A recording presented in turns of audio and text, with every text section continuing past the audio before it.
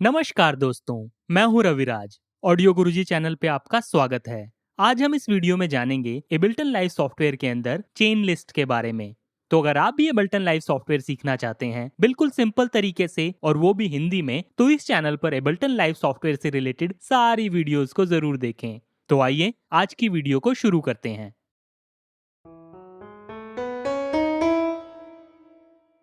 Ableton के अंदर chain list को समझने के लिए आइए सबसे पहले हम एक मिडी ट्रैक पर एक इंस्ट्रूमेंट डिवाइस ऐड करते हैं। जैसे ही हम यहाँ पर इंस्ट्रूमेंट डिवाइस ऐड करते हैं तो हमारे पास यहाँ पर नीचे डिवाइस एरिया में वो इंस्ट्रूमेंट डिवाइस शो अप होती है।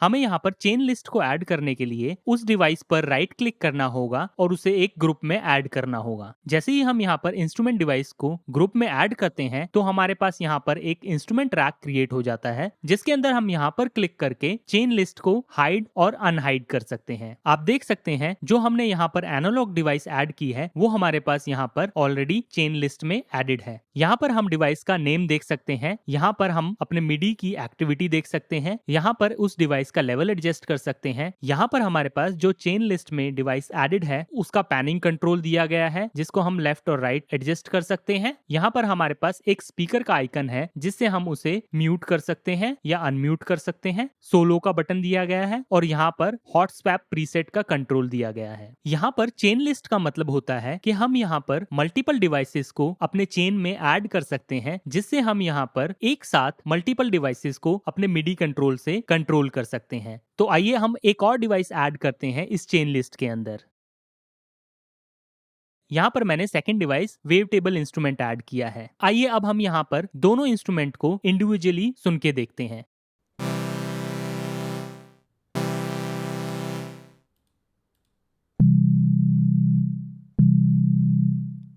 तो अगर यहाँ पर चेन लिस्ट में दोनों डिवाइस एक्टिव होंगी तो यहाँ पर जब भी मैं प्ले करूंगा तो दोनों डिवाइस से मेरे को साउंड सुनाई देगा।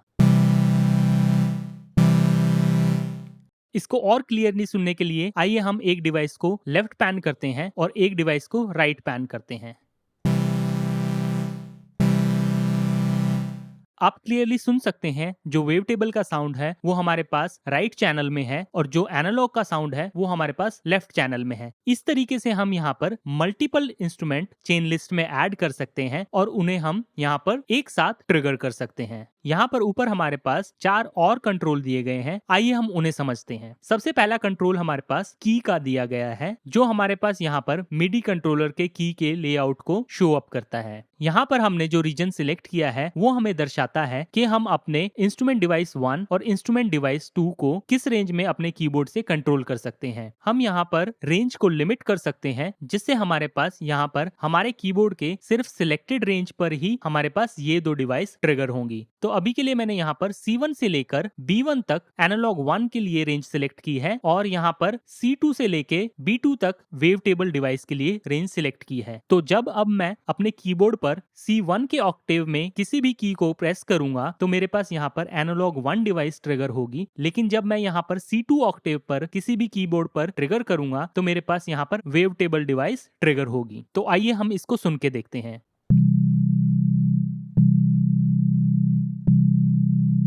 तो अभी यहाँ पर हमारे पास वेव टेबल 2 से साउंड आ रहा है क्योंकि मैंने यहाँ पर C2 ऑक्टेव में C कॉर्ड को प्रेस किया। आइए अब हम यहाँ पर C1 ऑक्टेव में C कॉर्ड को प्रेस करते हैं। तो इससे आपको अंदाजा लग गया होगा कि हम यहाँ पर अपने इंस्ट्रूमेंट को डिफरेंट कीबोर्ड के रेंज में डिवाइड कर सकते हैं। तो इस तरीके से आप एक कीबोर्ड के अंदर मल्टीपल रेंजेस में डिफरेंट साउंड्स को डिफरेंट इंस्ट्रूमेंट डिवाइस के थ्रू ट्रिगर कर सकते हैं। नेक्स्ट ऑप्शन आता है हमारे पास वेलोसिटी का, जिसमें हम यहाँ पर अपने इंस्ट्रूमेंट डिवाइस की वेलोसिटी को चेंज कर सकते हैं। इसका मतलब होता है जो हमारे पास यहाँ पर इंस्ट्रूमेंट डिवाइस है उसकी हम यहाँ पर कितनी मैक्सिमम वेलोसिटी रख सकते हैं। इसका मतलब हुआ कि जो हमारे पास कीबोर्ड पर कीज हैं उनकी हम मैक्सिमम सेंसिटिविटी कितना रख सकते हैं। अगर हम उसको फुल रेंज रखते हैं तो हम उसको सॉफ्ट और हार्ड कैसे भी प्रेस कर सकते हैं, तो हमारे पास वो वेलोसिटी सेंसिटिव होगा उस रेंज के अकॉर्डिंगली। आइए हम यहाँ पर एनालॉग डिवाइस की वेलोसिटी को कम करते हैं और हम यहाँ पर वेव टेबल की डिवाइस को वेलोसिटी को हायर रेंज में रखते हैं। तो जब अब मैं कीबोर्ड के कीज को प्रेस करूंगा, अगर वो यहाँ पर वेलोसिटी 48 से नीचे होगी तो मेरे पास यहाँ पर एनालॉग डिवाइस ट्रिगर होगी लेकिन मेरे पास यहाँ पर जब वेलोसिटी 48 से ऊपर होगी किसी भी की तो मेरे पास यहाँ पर वेव टेबल डिवाइस ट्रिगर होगी।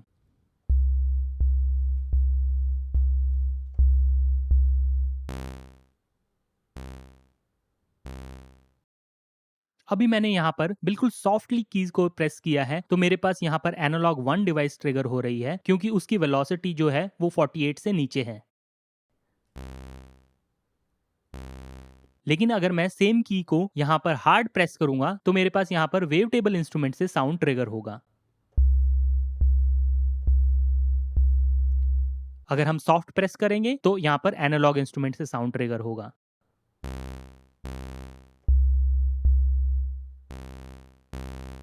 तो इस तरीके से आप यहाँ पर हर एक इंस्ट्रूमेंट डिवाइस को वेलोसिटी में भी रेंज में डिवाइड कर सकते हैं। इसके बाद नेक्स्ट ऑप्शन आता है हमारे पास चेन का। चेन में हमारे पास यहाँ पर मैक्सिमम 127 वैल्यूज दी गई हैं जिसमें टोटल हमारे पास 128 वैल्यूज हो जाती हैं। यहाँ पर हम अपने इंस्ट्रूमेंट डिवाइस को जोन्स में डिवाइड कर सकते हैं जिससे हम यहाँ पर अपने इंस्ट्रूमेंट को डिफरेंट जोन के थ्रू ट्रिगर कर सकते हैं। यहाँ पर आप रेंज को ब्रैकेट से सिलेक्ट करके उसे यहाँ पर एडजस्ट कर सकते हैं या सिंपली आप यहाँ पर लेफ्ट और राइट एरो से भी जोन को एडिट कर सकते हैं। चेन का मतलब होता है जो भी हमारे पास यहाँ पर सिलेक्शन होगा हमारे पास वो वाली चेन यहाँ पर एक्टिव होगी। जैसे अभी यहाँ पर ब्लू मार्कर से हमें पता चल रहा है हमारी दोनों डिवाइस चेन 1 में एडेड है। लेकिन अगर हम यहाँ पर इस डिवाइस को शिफ्ट करेंगे तो हमारे पास यहाँ पर चेन 1 में सिर्फ एनालॉग डिवाइस एडेड होगी लेकिन चेन 2 में हमारे पास यहाँ पर वेव टेबल डिवाइस एड होगी।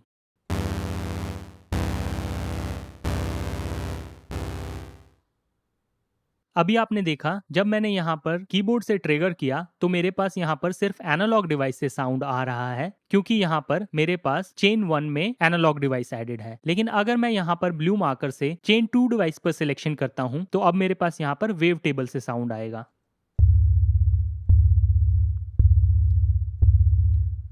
तो इस तरीके से आप यहाँ पर चेन के थ्रू डिफरेंट एडिट रीजन भी सिलेक्ट कर सकते हैं। हाइड बटन पर आप क्लिक करने से यहाँ पर की, वेलोसिटी या चेन को हाइड कर सकते हैं। तो इस तरीके से आप यहाँ पर एबल्टन में चेन लिस्ट को इस्तेमाल करते हैं। तो इस वीडियो में हमने जाना एबल्टन के अंदर चेन लिस्ट के बारे में। तो इस वीडियो में बस इतना ही। आई होप ये वीडियो आपको इन्फॉर्मेटिव लगी होगी।